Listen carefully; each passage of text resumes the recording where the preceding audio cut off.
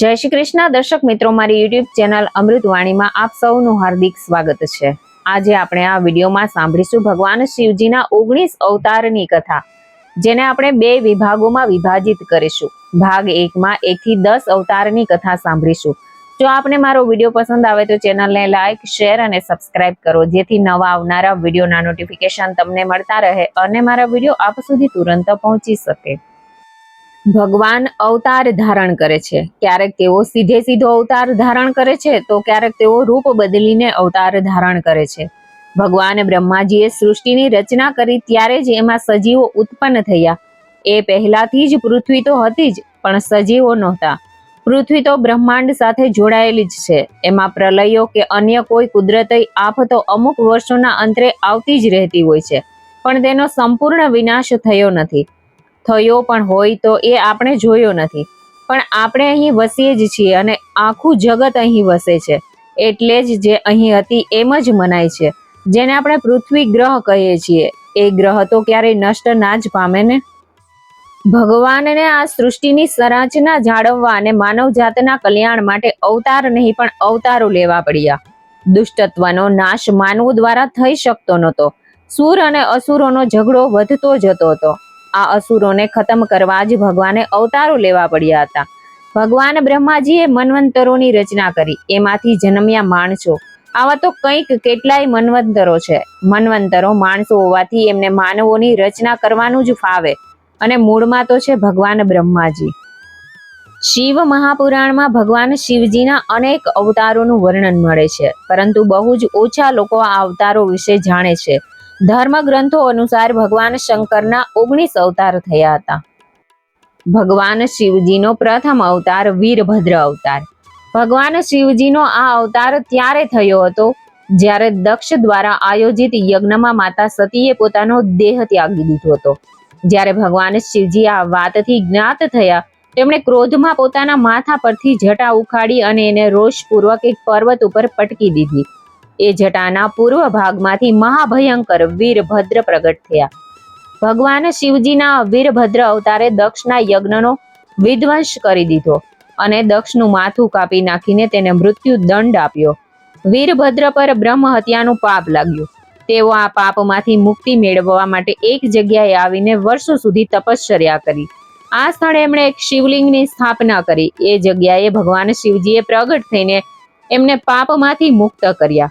એ જગ્યાને એમણે પોતાનું નામ આપ્યું, વીરેશ્વર મહાદેવ। ભગવાન શિવજીનો બીજો અવતાર પીપલાદ અવતાર। માનવ જીવનમાં ભગવાન શિવજીના પીપલાદ અવતારનું ખૂબ જ મહત્વ છે। શનિદેવની પીડાનું નિવારણ આ ભગવાન શિવજીના અવતાર પીપલાદની કૃપાથી જ સંભવ થઈ શક્યું હતું। કથા એવી છે કે પીપલાદે દેવતાઓને પૂછ્યું કે એવું કયું કારણ છે કે મારા પિતા દધીચી જન્મથી પૂર્વે મને છોડીને ચાલ્યા ગયા।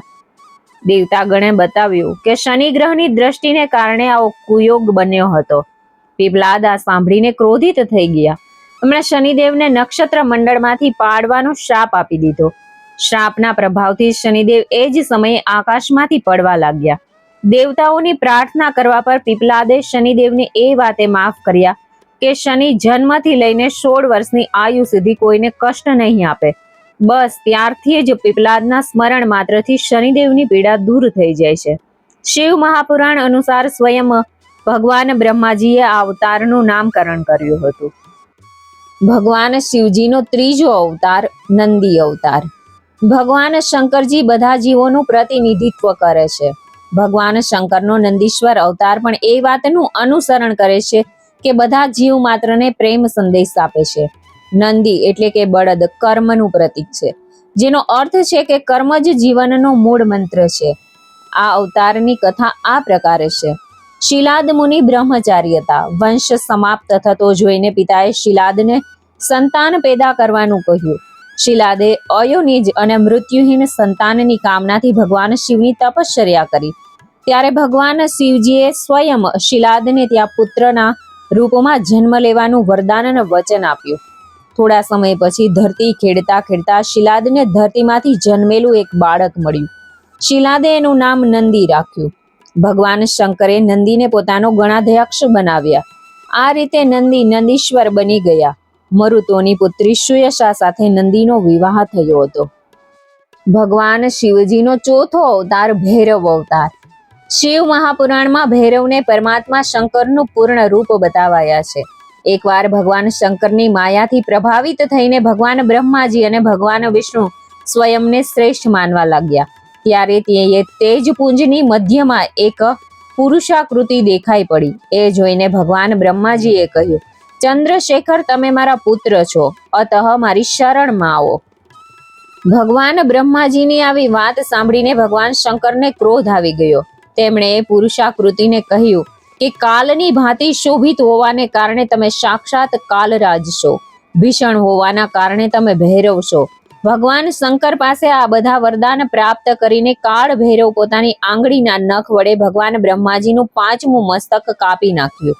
ભગવાન બ્રહ્માજીનું 5મું માથું કાપી નાખવાને કારણે ભૈરવ બ્રહ્મ હત્યાના પાપથી દોષિત થઈ ગયા. કાશીમાં ભૈરવને બ્રહ્મ હત્યાના પાપમાંથી મુક્તિ મળી. કાશીવાસીઓ માટે ભૈરવની ભક્તિ અનિવાર્ય બતાવાઈ ગઈ છે. ભગવાન શિવજીનો 5મો અવતાર અશ્વસ્થામા. મહાભારત અનુસાર પાંડવોના ગુરુ દ્રોણાચાર્યના પુત્ર અશ્વસ્થામા કાલ, ક્રોધ, યમ અને ભગવાન શંકરના અંશા અવતાર હતા.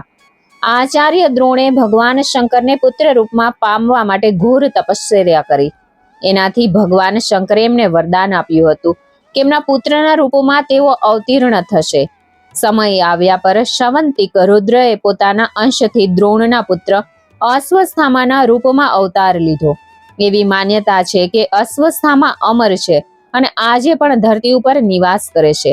શિવ મહાપુરાણ અનુસાર અશ્વસ્થામા આજે જીવિત છે અને એ ગંગા કિનારે નિવાસ કરે છે, પરંતુ એમનો નિવાસ ક્યાં છે એ કંઈ બતાવવામાં આવ્યું નથી.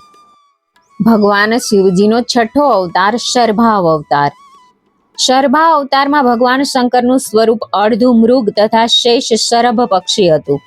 આ અવતારમાં ભગવાન શંકરે ભગવાન નરસિંહના ક્રોધાગ્નિને શાંત કર્યો હતો. લિંગ પુરાણમાં ભગવાન શિવજીના શર્ભા અવતારની કથા છે. એ કથા અનુસાર હિરણ્યકશિપુનો વધ કરવા માટે ભગવાન વિષ્ણુએ નૃસિંહ અવતાર લીધો હતો. હિરણ્યકશિપુનો વધ પશ્ચાત જ્યારે ભગવાન નરસિંહનો ક્રોધ શાંત ના થયો તો દેવતાઓ ભગવાન શિવજી પાસે પહોંચ્યા. ત્યારે ભગવાન શંકરે શર્ભા અવતાર લીધો અને તેઓ આ જ રૂપમાં ભગવાન નરસિંહ પાસે પહોંચ્યા અને એમની સ્તુતિ કરી. પરંતુ તોય ભગવાન નરસિંહનો ક્રોધાગ્નિ શાંત ન થયો અને આ બધું જોઈને શર્ભી રૂપી ભગવાન શિવ પોતાની પૂંછડીથી ભગવાન નરસિંહને લપેટી લઈને ઉડ્યા. એમણે શર્ભા અવતારની ક્ષમા યાચના કરીને અતિ વિનમ્ર ભાવથી એમની સ્તુતિ કરી હતી. ભગવાન શિવજીનો 7મો અવતાર ગૃહપતિ અવતાર. ભગવાન શંકરનો 7મો અવતાર છે ગૃહપતિ અવતાર. આ અવતારની કથા આ પ્રકારે છે. નર્મદાના તટ પર ધર્મપુર નામનું એક નગર હતું. ત્યાં વિશ્વાનર નામના એક મુનિ તથા તેમના પત્ની સુચિસ્મતી રહેતા હતા. સુચિસ્મતીને બહુ લાંબા સમય સુધી નિસંતાન રહેવાને કારણે એક દિવસ એણે પોતાના પતિ પાસે ભગવાન શિવજી સમાન પુત્ર પ્રાપ્તિની ઈચ્છા વ્યક્ત કરી. પત્નીની આ અભિલાષા પૂર્ણ કરવા માટે વિશ્વાનર કાશી આવી ગયા. અહીં આપણે ઘોર તપ દ્વારા ભગવાન શિવના વૃષલિંગની સ્થાપના કરી. પછી એની આરાધના શરૂ કરી. એક દિવસ આ મુનિને વૃષલિંગની મધ્યમાં એક બાળક જોવા મળ્યો. મુનિએ આ બાળરૂપધારી ભગવાન શિવની પૂજા કરી. એમની પૂજાથી પ્રસન્ન થઈને ભગવાન શંકરે સુચિસ્મતીના ગર્ભમાં અવતાર લેવાનું વરદાન આપ્યું. કાલાંતરમાં સુચિસ્મતીને ગર્ભવતી બની અને ભગવાન સુચિસ્મતીના ગર્ભમાંથી પુત્ર રૂપે પ્રગટ થયા. એમ કહેવાય છે કે પિતામહ ભગવાન બ્રહ્માજીએ આ બાળકનું નામ ગૃહપતિ રાખ્યું હતું. ભગવાન શિવજીનો 8મો અવતાર ઋષિ દુર્વાસા. ભગવાન શિવજીના વિભિન્ન અવતારોમાં ઋષિ દુર્વાસા અવતાર પણ પ્રમુખ છે.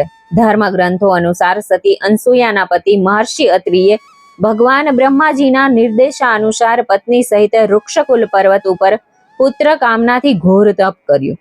એમના તપથી પ્રસન્ન થઈને ભગવાન બ્રહ્માજી, ભગવાન વિષ્ણુ અને ભગવાન મહેશ એ ત્રણેય એમના આશ્રમમાં આવ્યા. એમણે કહ્યું કે અમારા અંશથી તમને 3 પુત્રો થશે, જેઓ ત્રિલોકમાં વિખ્યાત થશે તથા માતા પિતાના યશ કીર્તિ વધારનારા થશે. સમય આવે ભગવાન બ્રહ્માજીના અંશથી ચંદ્રમા પેદા થયા. ભગવાન વિષ્ણુના અંશથી શ્રેષ્ઠ સંન્યાસ પદ્ધતિ પ્રચલિત કરનાર ભગવાન દત્તાત્રેય જન્મ્યા અને રુદ્રના અંશથી મુનિવર દુર્વાસાએ જન્મ લીધો હતો. ભગવાન શિવજીનો 9મો અવતાર ભગવાન હનુમાનજી અવતાર. ભગવાન શિવજીનો આ ભગવાન હનુમાનજી અવતાર એમના બધા જ અવતારોમાં શ્રેષ્ઠ માનવામાં આવ્યો છે. આ અવતારમાં ભગવાન શંકરે એક વાનરનું રૂપ ધારણ કર્યું હતું. શિવ મહાપુરાણ અનુસાર દેવતાઓ અને દાનવો વચ્ચે અમૃતની વહેંચણી અંગે મોટો ઝઘડો થયો હતો અને વાત લડાઈ સુધી પહોંચી ગઈ. એટલે ભગવાન વિષ્ણુએ મોહિની રૂપ ધારણ કર્યું. આ જોઈને ભગવાન શંકરે લીલાવશ થઈને કામાતુર થઈને પોતાનો શક્તિપાત કરી દીધો. સપ્તર્ષિઓએ આ શક્તિપાતને કેટલાક પાંદડાઓમાં સંગ્રહિત કરી દીધું. સમય આવ્યા આ સપ્તર્ષિઓએ ભગવાન શિવજીના આ શક્તિપાતને વાનરરાજ કેસરીની પત્ની અંજનીના કાનના માધ્યમ દ્વારા એના ગર્ભમાં પ્રસ્થાપિત કરી દીધું, જેનાથી અત્યંત તેજસ્વી એવં પ્રબળ પરાક્રમી ભગવાન શ્રી હનુમાનજી જન્મ્યા. ભગવાન શિવજીનો 10મો અવતાર વૃષભ અવતાર. ભગવાન શંકરે વિશેષ પરિસ્થિતિઓમાં વૃષભ અવતાર લીધો હતો. આ અવતારમાં ભગવાન શંકરે ભગવાન વિષ્ણુના પુત્રોનો સંહાર કર્યો હતો. ધર્મ ગ્રંથો અનુસાર જ્યારે ભગવાન વિષ્ણુ દૈત્યોને મારવા માટે પાતાળ લોકમાં ગયા તો ત્યાં એમને બહુ જ બધી ચંદ્રમુખી સ્ત્રીઓ જોવા મળી. ભગવાન વિષ્ણુએ એમની સાથે પ્રણય ભાગ ખેલીને બહુ જ બધા પુત્રોને જન્મ આપ્યો. ભગવાન વિષ્ણુના આ પુત્રોએ પાતાળ લોકથી માંડીને પૃથ્વી લોક સુધી બહુ જ વધારે પડતો ઉપદ્રવ ફેલાવ્યો. આનાથી ગભરાઈ જઈને ભગવાન બ્રહ્માજીએ ઋષિ મુનિઓને લઈને ભગવાન શિવજી પાસે ગયા અને એમની રક્ષા માટે પ્રાર્થના કરવા લાગ્યા. ત્યારે ભગવાન શંકરે વૃષભ રૂપ ધારણ કરીને ભગવાન વિષ્ણુના આ પુત્રોનો સંહાર કર્યો હતો. આજે આપણે આ વિડીયોમાં ભાગ 1 ની અંદર શિવજીના 1 થી 10 અવતારની કથા સાંભળી અને આગળના વિડીયોમાં આપણે 11 થી 19 અવતારની કથા સાંભળીશું. જય શ્રી કૃષ્ણ. હર હર મહાદેવ હર.